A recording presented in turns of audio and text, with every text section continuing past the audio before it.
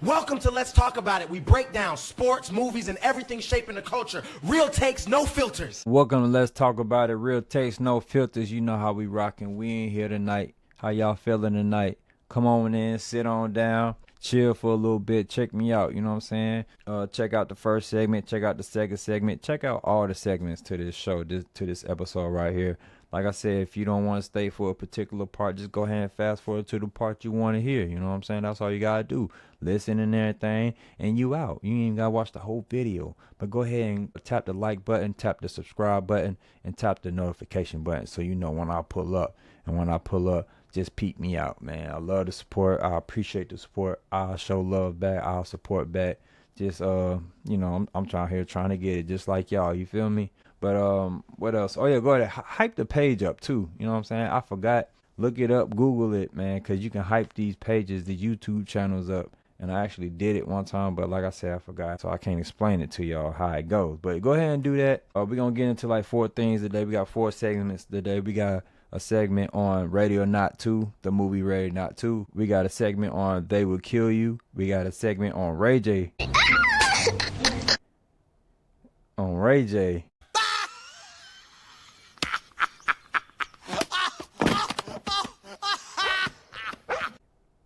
On Ray J. We're going to talk about it because somebody has to. And then last but not least, we're going to talk about the Kevin Hart roast. And, you know, I don't know if we're going to do it in that order, but that's what we're talking about today. And just to get y'all, you know, opinions. And if you don't know that it got a lot of backlash. So we're going to talk about it. But like I said, because somebody has to. But y'all go ahead, sit tight. We're about to get started right now. So let's go ahead and get into this Ready or Not 2. You feel me? Get your popcorn ready. An hour and 48 minutes. A movie that's considered thriller. A movie that's considered action. A movie that's considered splattered horror, and a movie that's considered dark comedy. Released March 20th of 2026. So here's a synopsis right here. If you haven't seen the movie, this is what the movie is about. This movie picks up from the first one. So if you haven't seen the first one, I highly advise you to check out the first one if you have any type of interest or plan on watching this second one. So listen to the synopsis. Here we go. After surviving one deadly game, Grace and her sister Faith must now outrun 4 rival families competing for a powerful throne. Winner takes all. Just a little heads up on this. I'm going to go ahead and read off right here. No sex, no nudity, severe violence, severe profanity, mild alcohol, drugs, and smoking, moderate, frightening, and intense scene. IMDb gave this movie a 6.5 out of 10, but me personally, I'll give it like a 7.5. For real. Yeah, it's pretty good to me. So what I think about this movie is a lot of great things. I believe this movie was a good example of a action type, thriller type horror. You know what I'm saying? I like survival type movies anyway. And the first Ready or Not was great. It was just the concept of the movie was down my alley, down my lane. You know, and it did good out there in the box office too as well. So I highly recommend Ready or Not, you know. So, but as far as the second one goes, it's pretty much the same deal as far as in the comparison from 1 and 2. It's kind of like the same game. It's just they added more families to it, you know, in different ways. Of course, the violence and everything like that too. And I like the fact that they brought a sister, you know, her sister in. You know, it gives it that much more edge. You know what I'm saying? Everybody would like to see the sister of this badass white chick that survived a cult ritual in the first one. You know what I'm saying? She badass though. You know, she held her ground. She held her own for real. She had to do what she had to do to get up out of there. Ladies, if you got married to a man and you went to their parents' house, to his parents' house, and all of a sudden some weird shit start happening. They start talking weird, start reading from this book, doors closed, you see all this and seeing that, and just weird, like, you know what I'm saying? And they tell you you have to run and survive. We gonna hunt you down in this house, but we gonna give you time to go run and hide first before we come after you. What would you do? What would go through your mind? You know what I'm saying? Would you just lash out right there, or would you go hide and try to survive? But nah, I just like put myself in those positions and shit. Vice versa, you know, dudes, you get married to a woman, you go in there, it's like some Get Out shit, you know what I'm saying? But anyway, we're gonna move on. I like Ready or Not too.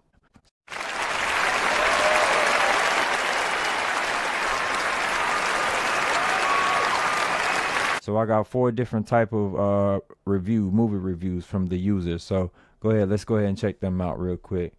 So this person gave it a 7 out of 10. Enjoyable enough, but I was hoping for better. I just got out of Ready or Not 2. I found the first movie to be really entertaining and enjoyable, so I was looking forward to this. Sadly, this is nowhere near as good as the first movie, which is surprising given it's the same writers, director, and main star of the first movie. It's simply a remake of the movie, but not as good and more complicated. I know they were trying to expand on the lore and build on it, but it feels like a Ready or Not ripoff rather than a sequel. I wouldn't say a ripoff, you know what I'm saying? Because the movie wasn't that bad to call it a ripoff. I mean, the second one isn't as good as the first one. The first one's usually the first movies will be classics. Unless it did bad, then you gotta try to bounce back. But this movie didn't need to bounce back, because if they just wanted to keep it at Ready or Not, the first one, that would have been great. But I don't blame them for trying to build on it. But I wouldn't call it a ripoff, though. I think that's kind of harsh. But that's how he feel or she feel. That's their opinion. And that's what we're here for, you know. That's what we're here to talk about. So shout out to all my horror fans, all my action fans out here, man. Go ahead and tune in and listen to this real quick. So we're going to move on to the next review. All right. Now, this person gave it a 5 out of 10. They said a fun sequel, but never escapes the shadow of the original, which everybody's saying, right? I liked the original Ready or Not, but really wasn't too excited for this sequel. Ready or Not 2 tries to build on the first film, but it ends up feeling too familiar for its own good. I mean, some of the same antics, you know what I'm saying, still in the movie, but I mean, they did switch it around some. They also said this sequel expands the rules and brings in new family members, which sounds promising on paper. Some of the new characters are fun, but most of them do not leave much of an impression. After a while, I got the feeling that this film introduces more than it can handle. It also mostly repeats the same elements from the original, which doesn't really work in its favor. I can respect that. I don't know if I can respect that 5 out of 10, because damn, it ain't, you know, but it is what it is. Like I said, I gave it a 7.5. IMDb gave it a 6.5. All right, here's the third review. They gave it a 7 out of 10. They said they played it safe. Still works, though. So they're saying Ready or Not 2 played it safe. Loved the first one. Total surprise. Walked into the sequel expecting more. Got mostly more of the same. Don't get me wrong, it's fun. Action's bigger, budget's clearer and higher, and having 2 leads instead of 1 works. Recognizable faces in the villain roles and some spice. But that middle stretch, man, it dragged. We're back to the same setup. People hunting people through a massive house I wanted. Evolution. I got repetition. So I understand that repetition thing. I mean, I would say it wasn't completely the same, but it's still the same type of antic. If the first movie was good with it, shit. Sometimes we be wanting that switch up, you know what I'm saying? Kind of do something different with it. But at the same time, if it worked on the first one, give like a movie time to actually evolve, right? It's fresh off the first one. So like I said, it's just you making the second one. Why not try to bite off the first one? You know what I'm saying? If it worked. So like when you get down the third one, the fourth one, all right, now you might want to start changing up stuff, because it's going to be the same stuff over and over and over. So I can see if this was like Ready or Not 5 and you still doing the same shit. Let me know what y'all think in the comments. If you've seen this movie already, let me know how you feel about it. If you haven't seen the movie, listen to these reviews and just make a decision there. You know, it's out to be streamed. You can stream it now. You know what I'm saying? I don't know how much it is to buy or rent, but you can go stream it right now. Okay, so here's the last review right here. They gave it a 7 out of 10. They said exciting ride, but the first movie is better. Like all these reviews, people love the first one more. But they said I enjoyed watching this sequel to the first movie, and it's pretty fun. The story itself is basically similar to the first movie, with Grace have to again survive against a bunch of people until dawn. This time it's elite rivals, and her sister is now a part of this. It's similar with her trying to figure out how to survive while also trying to protect her sister. That's a hell of a statement right there. They also said the relationship between her and Faith could have worked, but I felt them switching back together and them arguing gets tedious. Also, it felt most of new villain characters are just there to win the chair, but the movie contains great performance by the actors. And I agree, great performance by the actors. You know what I'm saying? I do agree with the whole Grace and Faith, because they was going through some shit in the movie and shit. It was like a whole bunch of unnecessary emotional feelings in the movie. You know what I'm saying? They kind of drug out too long.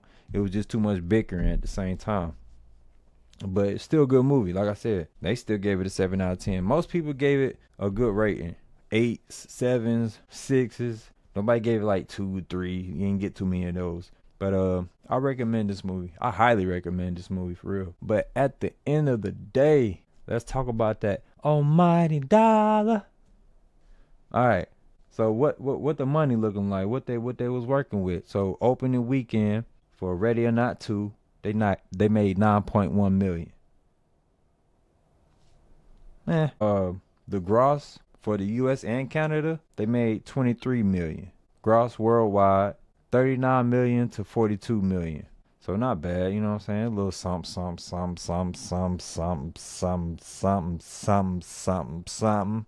They would consider this like a moderate success, because the budget was like $20 million, I think, or something like that, and they made 3 times that. So not bad, you know what I'm saying? You want to make at least 3 times, or at least 2 times, or at least 1 time. Like, you don't never want to make under your budget, you know what I'm saying? That ain't good. Or you don't really want to make, even if it's at the same level, you know what I'm saying? Not even a little bit above your budget. You kind of want you kind of want a movie to make way more than his budget, of course. So they didn't do too bad. So let's go ahead and read the trivia to this movie real quick. So there's 2 directors to this movie. The first one name is Matt Olpen, and the other name is Tyler Gillett. So it says right here, they were working on an original film centered around a sister story, set to star Catherine Newton and Samara Weaving.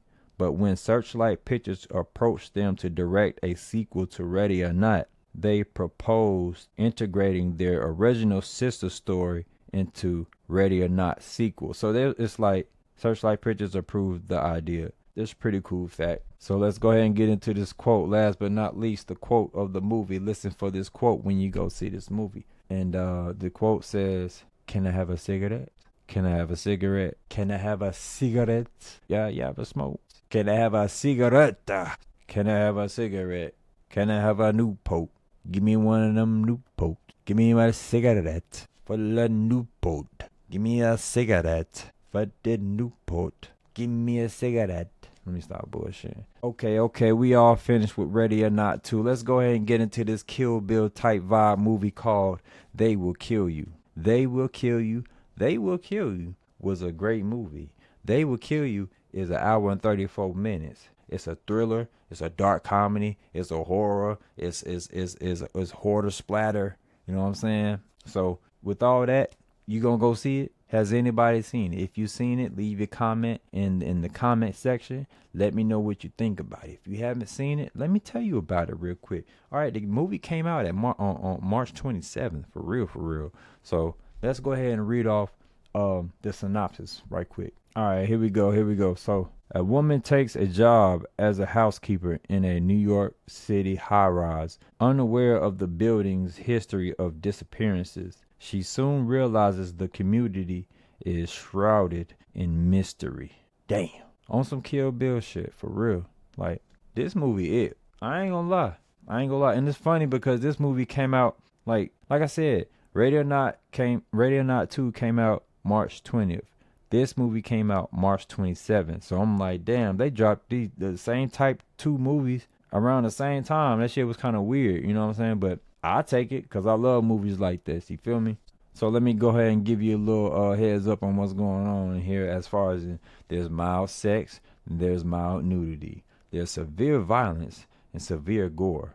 There's severe profanity, and then there's mild alcohol, drugs, and smoking. Then you got moderate, frightening, and intense scenes. Oh, that's true. You know what I'm saying? This movie got a 6.3 out of 10 on IMDb, but for me, I give it a 7.5 out of 10, like I gave Ready or Not 2. Now, I ain't gonna lie, I would even push this movie to 8 out of 10. You know what I'm saying? Just because the difference between Ready or Not 2 and They Will Kill You is that the girl in They Will Kill You is so much of a better fighter than the one in Ready or Not 2. Cause it's like the one in Ready or Not 2, she out there, you know what I'm saying? She surviving the best way she know how to survive.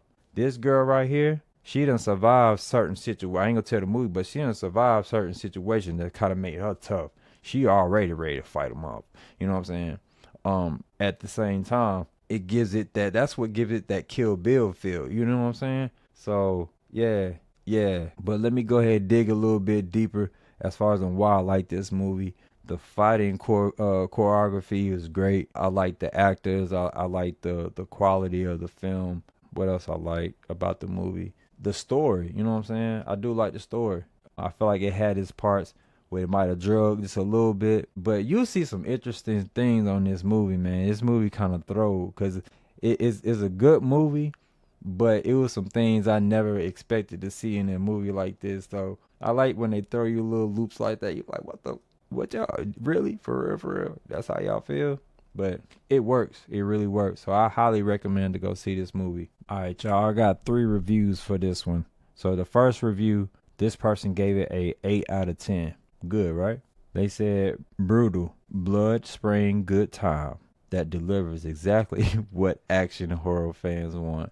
They also said, They Will Kill You is exactly the kind of chaotic, blood-soaked ride I was hoping for, and then some. Going in, I expected something in the lane of Ready or Not or Boy Kills World, but what I got was a wild hybrid with a heavy dose of grindhouse splatter that fully commits to its insanity. That person put it together like a puzzle. Like, he didn't miss no piece on this puzzle, neither the way he said it. Amen. Like, I already figured, like I said, I did say it reminded me of Kill Bill, but it also reminded me of Ready or Not. Like I said in the beginning, it's the same type of movie, but I love this review right here. Let's move on to the next one. So this person gave it an 8 out of 10 too. Now this person said, better than expected blend of gore, humor, and sharp action. They said, I love They Will Kill You quite unexpectedly. I went in worried about it might just be a ripoff of Ready or Not, but it actually surpassed it. The film perfectly blends the right proportion of horror, comedy, and violence, topped with well choreographed fight scenes and sharp dark humor that lands every time. Like I said, the fight scenes in this, the choreographing of this movie, the fight scenes is like crazy. It's unbelievable. I ain't gonna lie. Man, I loved it. Go check it out. Don't lack. Don't bullshit. You know what I'm saying? If you're gonna wait, well, it's already streamed. Like I said, this movie came out March 27. Stream it. You ain't got to go to a movie. You ain't got to spend no popcorn money. You ain't got to spend no icy money, no drink money, no candy money. None of that stuff y'all buy in the movie theater. You got it all at home. All you got to do is spend like $20 to rent it or $20 to buy it. It might be like $24, $25 to buy it. But I don't know. Whatever it is, it's worth the money. I ain't gonna lie. It's worth to be bought. It's worth to be rented. So check it out. But at the end of the day, we gonna talk about that money, you know. So that opening weekend for this movie made $5 million. Don't worry about that noise, just something to fail. But yeah, $5 million. Something always happening in here when I'm recording. But $5 million. Let's move on. So within the country in Canada, it made $10.9 million. And then worldwide, it made $19.3 million. The budget was $20 million. Ooh, real quick, I missed one. I missed a review. Before we get to the trivia, let me read one more review right here. This person gave it a 9 out of 10. Gave it a 9. This person said, we finally got a horror version of Kill Bill. You know what I'm saying? Yeah, and also they said, this movie was non-stop blood and action. This is what I expected Ready or Not 2 to be. This makes Ready or Not 2 look like SpongeBob. If you like Kill Bill or Brain Dead is a movie that came out in 1992, you will totally like this movie. I can't tell if this was a bloody as Kill Bill or more bloody. It definitely had more gore and body parts, but it was sick. This movie will go down as a classic cult movie, most likely. I'm not sure what other movie this year will be as bloody as this one. Besides the action and kills, it was a super fun horror movie. I am definitely seeing it again. It's deeper than the trailers. It has the typical dumb characters, and you must disbelieve some scenes. And blah blah blah blah blah blah blah blah blah. Anyway, this person loved it. You know what I'm saying? So anyway, let's go ahead and get to that trivia real quick. All right, so this trivia is pretty interesting, for real. So the director and co-writer became inspired to make this film after he and his wife moved to a different city in Russia and rented an apartment in a large 17-floor building with hundreds of apartments. They made this running joke that residents in the whole building belonged to a cult, and they would eventually capture and sacrifice the two of them. Later saw Rosemary Baby, some movie called Rosemary Baby. It came out in 1968, never seen it, for the first time, and it further inspired the films. Further inspired the film, to be made. So they got it from this, as far as an experience they had in Russia with this big ass 17-floor apartment, and it's just talking about some cold shit. Yeah. Anyway, I don't know. I'll probably have to find somewhere else to stay if I'm hearing all that shit. But you can't believe everything you hear. You know what I'm saying? You can't believe everything you heard. So let's go ahead and do this. Last but not least for this movie, let's hear the quote. The quote says, "A pig on a stick? Really?" Put some of that acting shit in there. "A pig on a stick? Really? A pig on a stick? Really? A pig on a stick? Really? A pig on a stick? Really? A pig on a stick? Really? A pig on a stick? Really?" Man, how many of y'all seen that Ray J shit go down like that, man? I missed it. I actually forgot about all these fights that was going on. You know what I'm saying? You had Lance Stevenson fighting. You had Johnny Manziel fighting out here. You had Ray J fighting out here. Lord have mercy. Ray J was the first failed fight I seen. Viral. I'm like, bruh.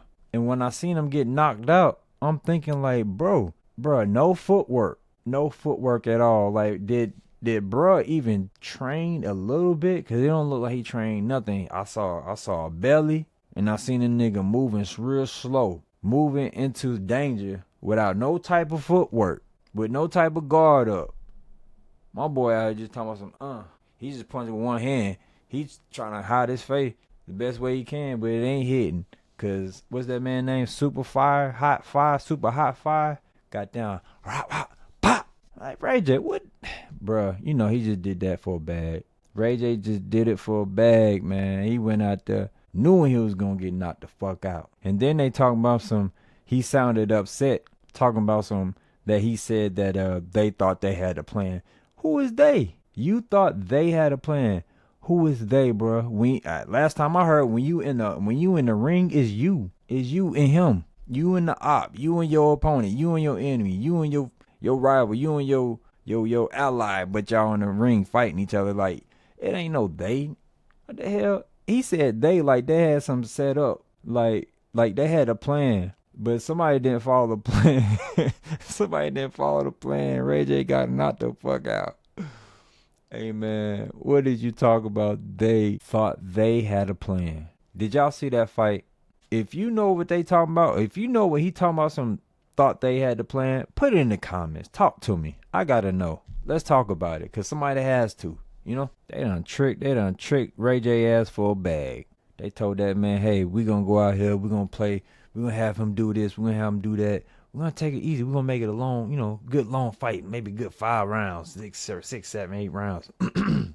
Nah, they had something else in plan, Ray J. You ain't know nothing about it, though. They just had to get your ass in the ring. I'm just saying, bro, he don't look like he was in no fighting shape, dog. None. And then earlier this year, he was talking about some type of health complication or some health concerns, some serious health concerns he was going through. So, Why would you even get out there? You know, like I said, at Monyom, he went out like a sucker. Shit crazy. Who all think Ray J should have really been out there for real? With no training. Just a stomach and some slow footwork. Let's move on. Alright, y'all. We got this Kevin roast. We got this Kevin Hart roast, man. Did y'all see it? Did y'all watch it? Oh, y'all, if you haven't seen it, are you planning on watching it? If you've seen it, tell me what you think in the comments. Because I'm about to tell you what I think right now. We about to talk about it. So, here's what went down if you ain't seen it. Okay, it got a lot of backlash, you know what I'm saying? For the most part. But here we go, I'm going to read it off. The Kevin Hart roast backlash is mainly about Netflix, The Roast of Kevin Hart, which aired May 10th, 2026. The biggest controversy was over jokes from Tony Hinchcliffe and Shane Gillis. Critics said some jokes went too far, especially material involving George Floyd, lynching references, race, and Cheryl Underwood's late husband.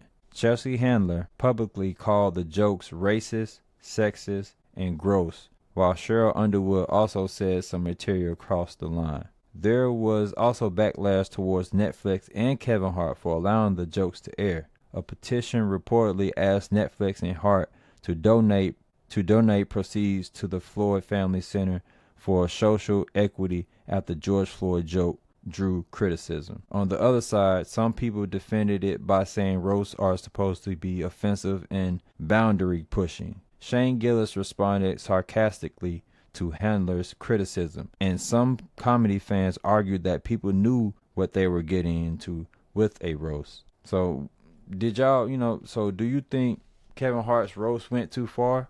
Or it was just roast? This is what it's supposed to be about. Because I heard both sides, you know what I'm saying? I heard both sides. And personally, how I feel about it is I watched it twice. And some of them jokes was borderline. You know what I'm saying? Like some of the jokes, some of that shit I really couldn't even laugh at like that. I couldn't even get a genuine laugh because some of that shit they was saying was fucked up. Let's just say it like that. I ain't about to press no button for no censor with this one. I want to start off with Cheryl Underwood, like her husband and shit. Like, I mean, if she gave the green light for them to talk about her husband, then that's her business, you know. Or did she have a choice? You know what I'm saying? I don't know what type of shit might have been going on, any type of humiliation rituals. I don't know nothing about that, you know, allegedly type shit. But if my wife died, anybody in my family died, you know what I'm saying, on some stuff, man, I don't want that to be, you know what I'm saying, joked about. You know what I'm saying? Don't do that, you know. At the same time, then the whole George Floyd, like, I ain't gonna lie, Tony Hinchcliffe, I think he's a funny white dude, you know what I'm saying? I can't stunt. But that George Floyd joke was too far. It really was. Also do know that they kept talking about they was reading off the teleprompter, you know what I'm saying? So I feel like some of them jokes, some of the stuff that was said didn't even really come from the people that was part of the roast. It came from up there, you know what I'm saying? From upstairs, up in them suites and stuff. They putting that out there to say about black people. Some of that stuff was cringy. I ain't gonna stunt. Some of that stuff was fun. Good one. It was natural roast.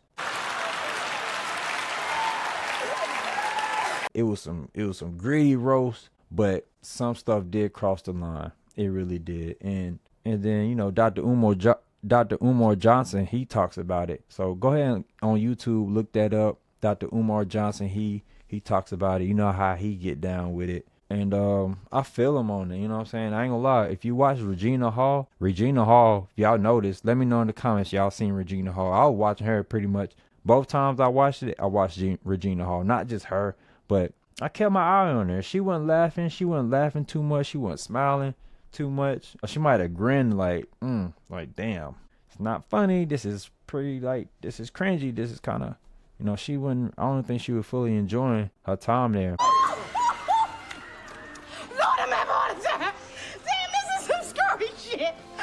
But I heard that she was a late minute add to the list. That's why nobody had no material to really get on her like that as far as in roasting her. But Regina Hall, she got a good name in the game. You know what I'm saying? She got like a clean name in the game. You don't hear no crazy stuff going on about her. breakups and this and that and a whole bunch of drama, celebrity drama type shit. You don't hear that about her. So I really like Regina Hall. I always liked Regina Hall, man. I think she's beautiful. Regina Hall can get it any day, any night, any time, any hour, any second. But I can't wait to see the Scary Movie. I don't know. It was a lot, especially as far as the black people, man. I feel like we don't want to get too comfortable. You know, it's some of that stuff I laughed at, you know, because I do understand jokes, and some jokes can get racist, but I just feel like there's different levels to it, and there's certain lines you don't really cross. And I feel like some lines was crossed in front of the world or in front of the country, you know. But I know as black folks, we can't get too comfortable. Like, oh, this is okay for them to joke like this on us, and some of that shit, you know, nah, they ain't about to get us comfortable listening to jokes like that. But I know some people not even want to watch it. It is kind of crazy, man. But I know for the most part, the main attraction was Cat Williams. Cat Williams did his thing. If anything, if y'all watch it, go straight to Cat Williams' part. You know what I'm saying? Cat Williams let it be known how he feel. Basically, he got on his ass. He roasted his ass real good. He done said some shit that make you think, man. Like, and that's what he was getting up there to do. I know he planned it. He plotted it. And I don't know if Kevin Hart was really surprised, because some of that shit could be staged. But according to how it looked, the nigga didn't know Cat Williams was going to be there. So after the whole roast, though, let me tell you, though, after Cat Williams was done, before Cat Williams left, Kevin Hart apologized. Suppose they made a truce, squashed the beef right there in front of everybody. All right, cool. Whoop, whoop. Don't know if Cat Williams was really feeling it, but maybe just going with it because it's the show, you know, his name is just Kevin Hart roast, you know, you're going to play along, whoop, whoop. But after Cat Williams left, and then it was time for Kevin Hart to get up there to do his thing, all of a sudden, it's like Kevin Hart was saying, nah, I didn't mean that. I was acting. Y'all talking about my movies and stuff. Shit, I did a good acting job with Cat Williams. So it's like, all right, you joking, you roasting. Now, was your truth genuine, bruh? You know what I'm saying? Like, I felt like he kind of just took back everything he said about Cat Williams, about them squashing the beef. I never had a problem with Kevin Hart like that. I mean, how many of y'all like Kevin Hart out there? You know what I'm saying? A lot. I know some people that don't, you know, but I think he's cool. I think he a funny dude, you know. And as far as the movie goes, I mean, I never really realized that I don't watch so many Kevin Hart movies for real. The only ones I really liked was Soul Plane, and I like the Think Like a Man was straight. Think Like a Man was cool. Think Like a Man 2, I think I seen that one as well. I ain't had no problem with that. So Paper Soldiers was funny. You know, that's the early stages of Kevin Hart anyway. Yeah, man, just tell me how y'all feel about it. What y'all think about Cat coming out there, going out there doing his thing, setting the roof on fire, setting the crowd on fire. So let me know what y'all think in the comment. Did Cat Williams and Kevin Hart really make a truce treaty, or was Cat Williams just roasting him with a smile? You know what I'm saying? Don't know. But sooner or later we'll find out. The truth will hit the surface. Sooner or later, we gonna see. Well, I think that's about all the time we got tonight. We gonna go ahead and get up out of here real quick in a hurry. I want y'all to have a good night. I enjoyed y'all pulling up on me, listening to me. Or go ahead and like, comment, and subscribe. Click the notification button. Follow me on social media platforms. Let me stop playing, but I do some voice acting for real. I might have to get into that. At one point I was into it. This was a long time ago. It was like 2007, about 2007. It's not as easy as you think it is. Just reading off of it. Nah, it's a lot more to it than that. But anyway, I hope y'all have a good night. Hope y'all stay blessed. Y'all hold it down. Peace.